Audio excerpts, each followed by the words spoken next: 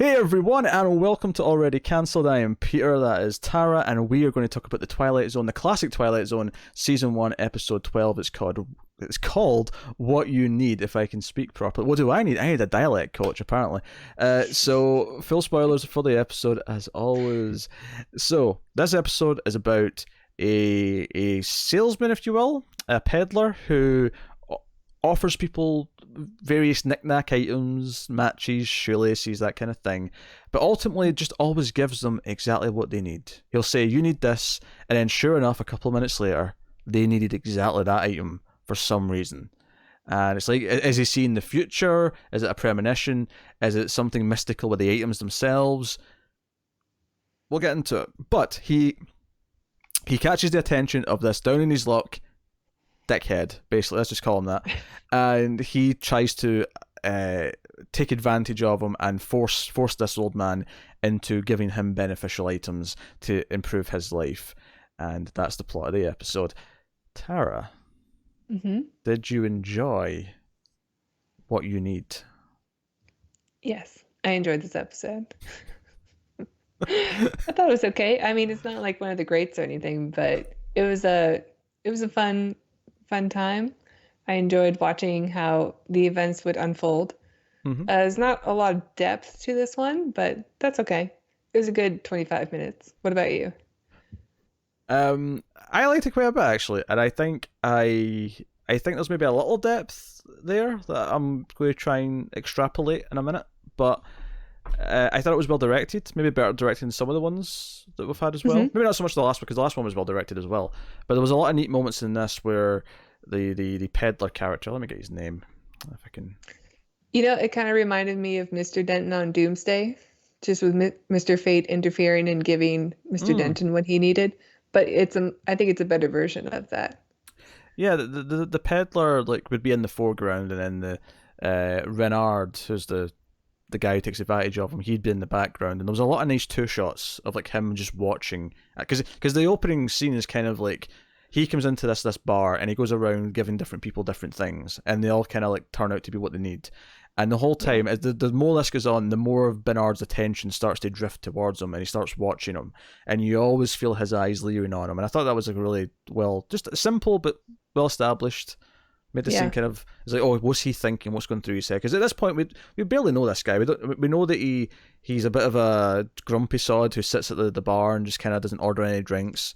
Yeah, he seems to be down on his luck, but he also seems like the kind of person who put himself in that situation. Like, you don't really have any sympathy for him. Yeah, absolutely.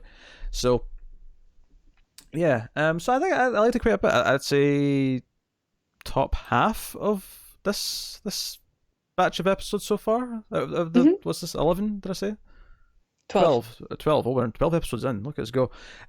So I think out of the 12 so far, I'd probably say this is in the better half of the episodes. And there's not been a lot of bad ones. Like it's been No, I agree. relatively solid standard throughout. There was that one I didn't like that much, but other than that, like it's been mostly good stuff. I think the episode really benefits from a good performance. I think Renard, Steve Cochran plays him. I think he's quite good actually. I think he does this really good kind of. He had like a almost Colin Farrell looking face at times, I thought. Yeah, I saw it too. And I think it's just the eyebrows. It may be just the eyebrows, but he like the way he was kind I of saw like it too. getting mischievous ideas, and he was like kind of forcing him. He get kind of like just a little bit manic. He was very Yeah, animated. it's kind of neat. I think I've had those kind of thoughts watching similar shows or movie premises where you see like these people who have these kind of premonition abilities, and you always think, well, why not use them towards good? Or what would happen if somebody bad got that ability to see the future? And this kind of shows you that, like, of course there would be somebody who would take advantage of that. And Absolutely, it's a yeah. little bit unclear how his abilities work or why he has them, if it's magic or I don't know, It, supernatural in some way. do you know what's neat about it though? Is it never tells you, and I that don't could. think it needs to tell you. I like It, that. no, it doesn't. But this is the thing. Like, it could, it could be frustrating that it doesn't tell you if it felt like the episode revolved around what the mystery was, But it doesn't. The episode's not about that. The episode's about the other guy. Like he's the facilitator of the plot, but the story's about Renard and his own undoing, essentially. Right. Because he jumps outside. He's like, hey, so what do I need? And he forces him to give him something, and he gives him a pair of scissors. And then the final thing before the ad break is that he's in an elevator, the slowest moving elevator in the history of mankind, might I add. Right? He gets his scarf caught in the elevator doors as he's going up, and all I could think was, well, just take off the scarf. Like, I know. So a little bit goofy he in that really sense. played up the whole "I'm being choked and dying" thing, but it doesn't really work that well on camera. Yeah. But he was a good actor, so. Yeah, he made it the best he could. But he gets the scissors and he uses them. So he shows up at the old man's house, a pedo, I think, or pedo his name is. And he's like sitting there in the dark. He's like, you're a funny old guy. He's like, and he rummages through his briefcase. He demands items like, hey, I'm your partner now. Like, we're going to make it big. You've got $1 million gift, and you've been using it in nickels and dimes. Come on, give me something. And he forces him to give him an item, and he gives him this fountain pen, but it's leaking. And it leaks on a newspaper right next to a horse that's going to race tomorrow. And he's like, aha, I see what you've done there. And he runs out. And I actually laughed out loud a little bit. And this is just because of the time difference between when it was made and now. But he's lying in the bed with his winnings, and he's like, $240. Yeah. I'm like, I know. I saw much. that thing too. I couldn't believe it. He was like rolling around in his $240. You can't roll around to $240. So much money. It really made me laugh. I like how the like concierge or whoever came into the apartment too to deliver something, and then he sees all the money on the bed. He's like, usually people tip me. I'll give you a tip, and he just kicks the door closed on him. yeah, he does that thing which says, I'll give you a tip, and he says something like, don't eat yellow snow. That's not what he said, but it was something like that. Yeah. Because yellow snow is pee. It was a funny scene. For anyone who doesn't get that, yellow snow is pee. It's been peed on. Don't eat it. You probably shouldn't be eating any snow, to be honest. Don't eat snow that's lying on the ground. That's just life advice. Watch out for that ground below, and don't you eat that yellow snow. Oh. It's Frank Zappa. Okay. So, yeah, and so that scene is neat because it shows you how much. I mean, the fact that he's already broken into some guy's house and demanded that he use his abilities is already enough to tell us that he's not a savory character. But yeah, this is just and another little the thing. guy is definitely terrified of him. Oh, like, yeah, he's scared. Even in the first scene in the bar, like he's going from person to person to give them something that they need, and he doesn't seem to charge anyone. But then he kind of glances over at our main guy and doesn't want anything to do with him. Like he leaves. Like he doesn't even offer him anything. So right away he seems to be afraid of him, which plays on later on. Yeah, he's scared the whole time. He feels very timid. It feels like he's doing something out of the kindness of his heart. And then this guy's really intimidating and trying to take advantage of him. So I think where the depth for me comes in this story is that, he goes back to the old man out in the street and he's like demanding, like, give me something I need, and he gives him these shoes. But one of the things that he says when he's got him, grabbed by the arms, he's like, the things you need, you only need once, and you should be set up, right? And for me, that was where the depth of the story came from, because I realized what it was telling me about this character, and it fits with what we've said about him so far. It is greed, but it's like, basically nothing will ever be good enough. Because the reason why, because the person at the start of the story, the guy in the bar, he gets the bus ticket, and he's this down and he's out, ex-baseball player, because his pitching arm went, so he couldn't play baseball anymore, and he gets this bus ticket to Scranton, Pennsylvania, because someone said, "What's in Scranton, Pennsylvania?" I went, Dunder Mifflin, baby. Paper factories. Yeah. Oh dear. I forgot he said that until I started describing that part of the plot. I went, yeah, Dunder Mifflin. Yeah. So, and he gets this phone call, and it's about how someone that he knows is like, hey, there's a coaching job out here. Like you could have, you get to still play baseball, you still get to be involved in what you love, and even if it's not like the big glitz and glamour of actually being a professional player. And he seems genuinely thankful. He seems like, this is actually going to help me get my life on track. This is what I need to set my life on course. Whereas this character, Renard, he doesn't, like, no matter what he gets, he just wants more. He can't take it and turn it into something. He has to keep fishing for more. He's a taker, and that's all he is. It's not just getting a lucky break, it's about trying to gain something extra from it. Yeah, manipulate more from it. Uh, Yeah. so to me, that's what he's and basically that's why he's down his luck at the start, is because that's the type of person he is, and ultimately he has his demise here because the twist here at the end is that the shoes that the guy gave him were not what he needed; it was what the peddler needed to save himself because he was going to kill him, and these shoes made him slip and get hit by a car. Yeah.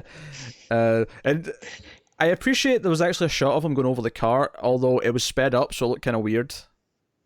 Yeah, but I also was appreciative because we had that The little girl. episode 2, the one for the angels with the girl who you just laid down in front of a car, and we had to assume that she was dying because she got hit.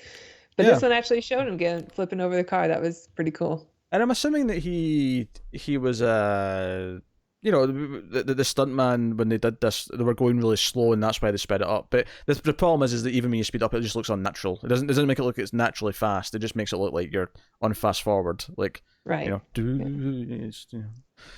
that was my. That's okay. I mean, usually we don't get anything like that at all in the show. So that was nice, and it was like, yeah, you don't blame the old man. This is self defense to a T. It's like, no, I gave you something that would stop you from killing me and no more. And the fact that it, put you in an ambulance, right. Make your own luck, basically, this kind of thing. No shortcuts. No shortcuts. And then there's a guy at the end who comes out to see the crime scene, and he needs a comb. It's because he's getting his photo taken by the paper, so he has to quickly comb his hair. Yeah, that scene was a little bit cutesy. Yeah. I don't know if I needed it. Didn't need that scene. Yeah, I felt like just an extra 60 seconds of screen time because they were maybe short on the script. They're like, oh, we need an extra page. All right, here's a page. So tack on at the end.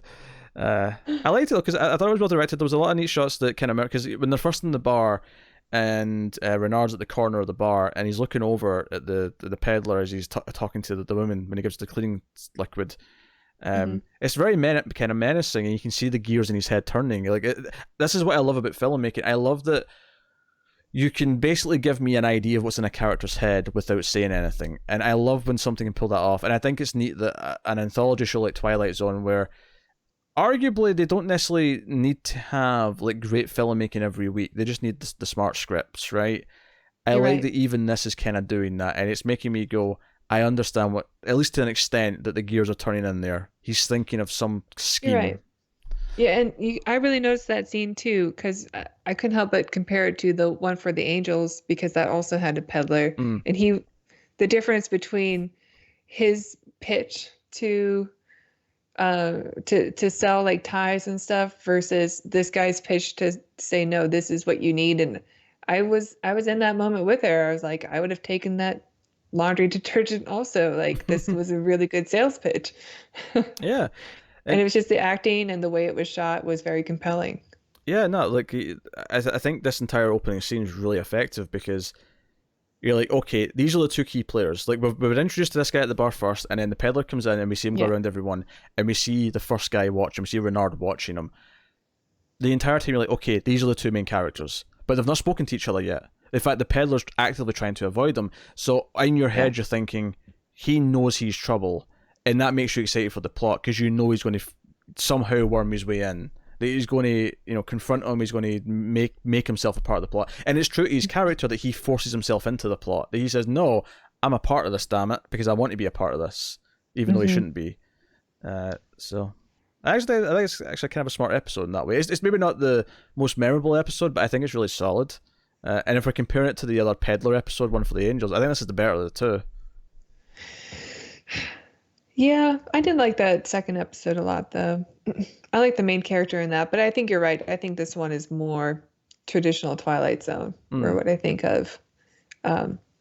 Whereas that one was kind of almost a feel-good story about an old nice guy going to heaven. No, this was someone bad gets their comeuppance. Yeah. Which is it, something I like a lot. I like it too. But do you know what I like about it in this sense is that it doesn't even feel like it's cruel. Because sometimes it's like, okay, you get a comeuppance, but we're kind of like, yeah, we're all a bit evil for like wanting it to be this bad. Whereas this feels completely like, the peddler doesn't do anything like vicious. He just, like, he tries to talk him out of it multiple times and he just won't say no. And it's not until that his life is threatened that he just, gives him the shoes, which lead to his demise. You're right. It's self-defense. It's not threatening that way. So, pretty good episode, I think, too. Yeah, and I think showing that he's still helping people right after that as well is another person. Hey, he's going to keep doing these good thing that he's been doing. Yeah. It's not ending just because he had this bad encounter. I mean, he always gives away the product. He doesn't ever seem to sell anything. Yeah, and I also like there's the implication that I think genuinely because he wants people to live. Yeah, absolutely. Or be happy. And I also think there's an implication that he has encountered people like Renard before.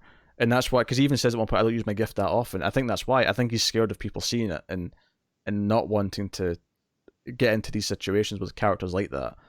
Right. So, I think it's a neat episode because I think it tells us a lot about the two characters just through the action and the plot. It feels like almost, like obviously there's exposition to a point because you have to have exposition in the story. But this episode, I think, does a really good job of never making it feel like I'm just getting exposition. I agree. Yeah. I didn't notice it at all. Yeah, I never just felt like someone was explaining how something works.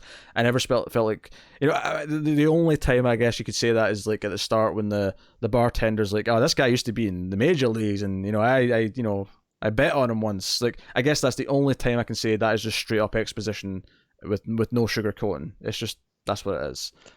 But yeah, but it's so minor. But it didn't really take me out of anything. Oh sure, yeah.